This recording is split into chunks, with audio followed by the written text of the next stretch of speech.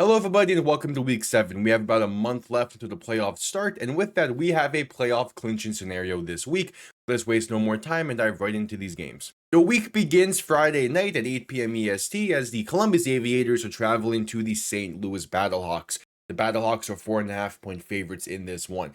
Columbus has been playing pretty well this season. They've been improving, it seems, week in, week out, though there are still definitely weeks where they are shooting themselves in the foot, and thus they are at 2-4 entering this one, and really having a lot of eyes on them because they are one of the parts in the playoff clinching scenario this week, assuming that they do lose this game.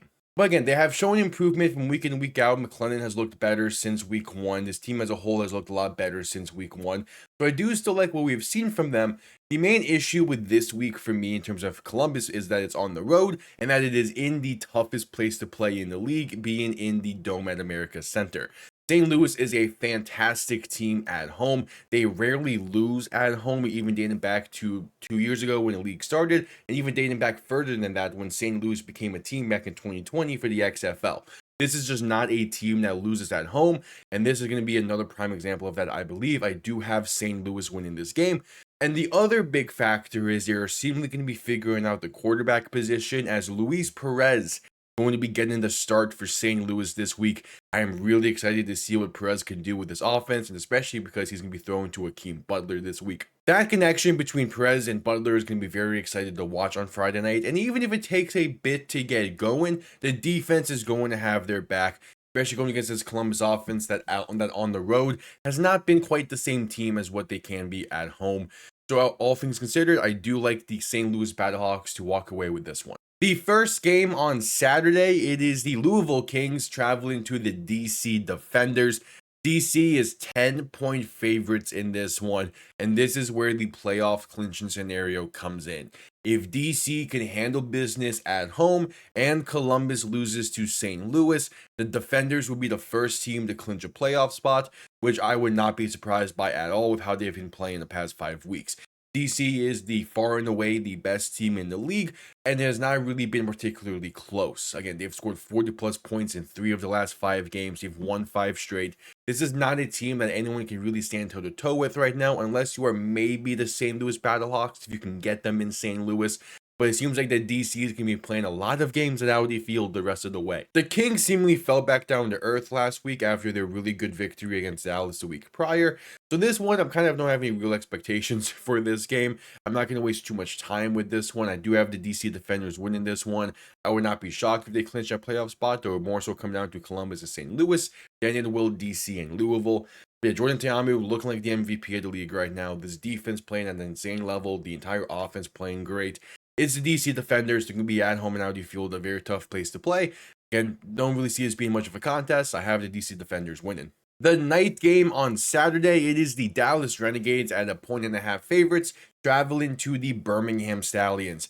And this is kind of more so game of the week for me. These are two teams that are only a game apart in the standings.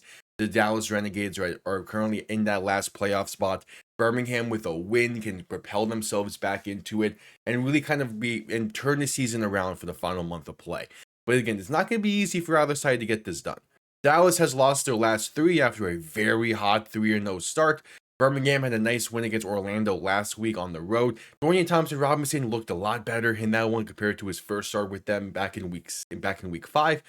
So we shall see this one plays out. Dallas's offense needs to find a rhythm in this game. They need to get guys involved more than just Tyler Vaughn. They got Deontay Burnett involved a bit last week, but it just wasn't enough. They need more. And this is a Birmingham secondary that could definitely provide more. They have not been a great secondary this season, but where Birmingham can get you is in the front 7 and be able to get pressure on Austin Reed.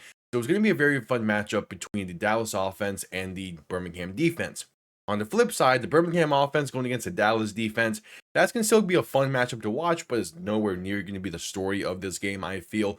I think DTR is going to have a solid one in this one. That Dallas defense can make some stops and keep the offense in it, but it's going to come down to Austin Reed and that Dallas offense. So with all of that, again, I think that the offense will look a bit better this week. I think that they're going to find a rhythm a bit this week.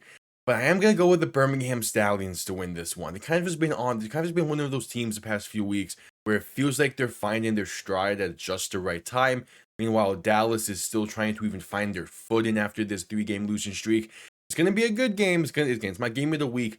But at the end of the day, I do think the Birmingham Stallions come out on top and find themselves in that last playoff spot entering week 8. And the final game of the week on Sunday at 6 p.m. EST, it is the Orlando Storm and 3.5-point favorites taking on the Houston Gamblers.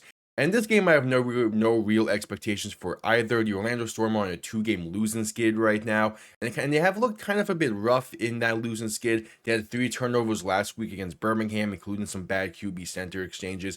The defense looked fine, but it wasn't anything really special at the end of the day. Again, they gave up about 20 points to Birmingham in that one. DTR looked really well in that game, and Orlando is now trying to find their footing quick. Houston at home is a team that gives me a bit more confidence, but it's still not all too much. After only 82 passing yards the last week, it does make me a bit hesitant for them, and that was between both Nolan Henderson and Tua Tagovailoa. They're seemingly waiting for Hunter Dekkers to get back healthy, and we don't quite know when that will be just yet as of the time of recording this. Same goes for Nolan Henderson, as he got banged up in that game last week as well. They waived Tua Tagovailoa and Sam Castronova, so the only other quarterback on that roster is John Rice Plumlee. Head coach Kevin Sumlin did say not long ago that John Rice Plumlee was the quarterback that he envisioned for this offense. So maybe it's a similar situation as we saw in Birmingham with DTR coming in and kind of a more better fitting quarterback for that room. But we'll see. I would love for John Rice Plumlee to go out there and have a fantastic game.